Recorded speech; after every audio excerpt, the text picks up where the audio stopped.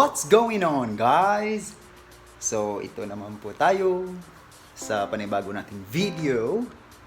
So, today, I bought Exos Pipe X6 and we're going to unbox it and I'm going to show you on how we are going to install that one. Okay? Gusto kong iparinig sa inyo yung stock pipe ko, tapos yung exhaust pipe ko, kung ano ba ang kanilang difference. Sorry.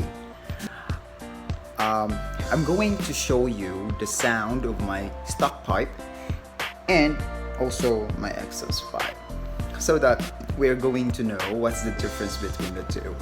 Because when I see the reviews on YouTube, it seems like the sound is not really that loud when it has its silencer. For now, i-unbox muna natin ito. Exhaust pipe ko na nabili ko sa Shopee, na-order ko sa Shopee. Yan. So, nabili ko po ito ng 2,100 including na po yung shipping fee niya. So, it just arrived this morning. Oh, hey, my puppy's here. Hey, Alexa's here. Hey. Hello there. Hello. Gusto mo ba din sumali sa video, ha? Ha?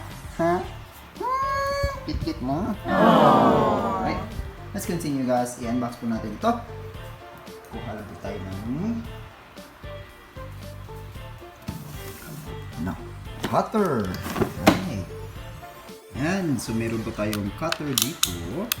And, buksan natin. So, here. Tama ba ito? I think so. So, here. Right. Tsaka, dito sa gitna.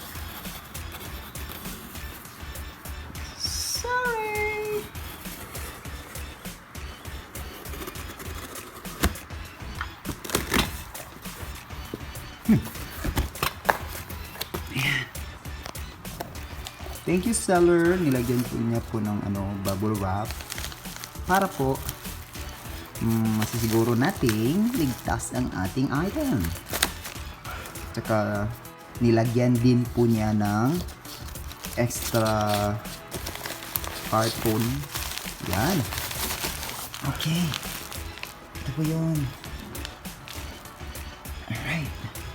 And we have here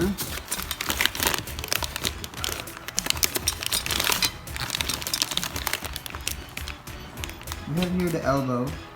Here, guys. Yan. Dito rin po yung yung spring. Yung elbow, ito po yung bracket niya. Ano ba? Saan yung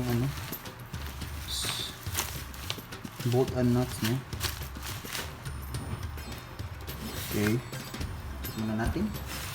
Parang walang bolts and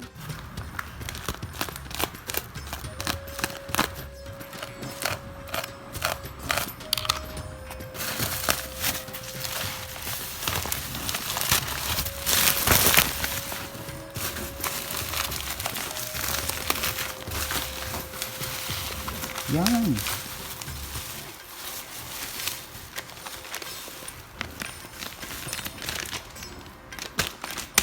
Ayan. Ganda niya. Pero wala siyang bolt. So, paano ko ito ikakabit? Wala siyang bolt.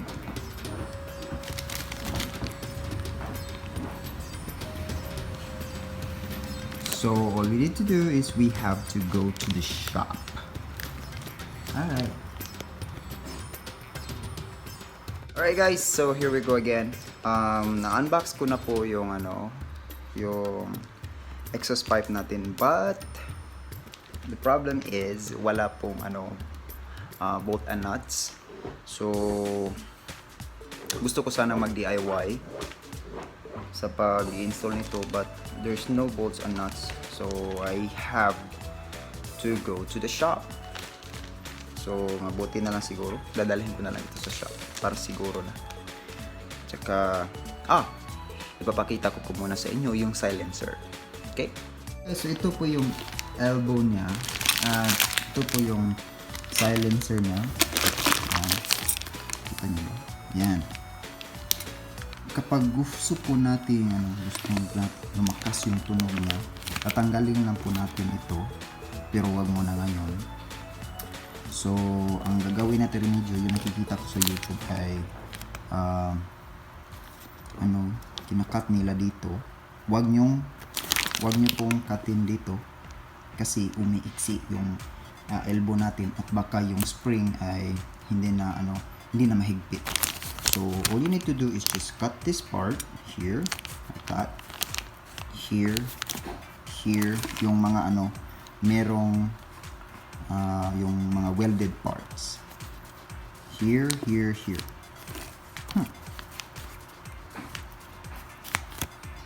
Oh, madami. Oh,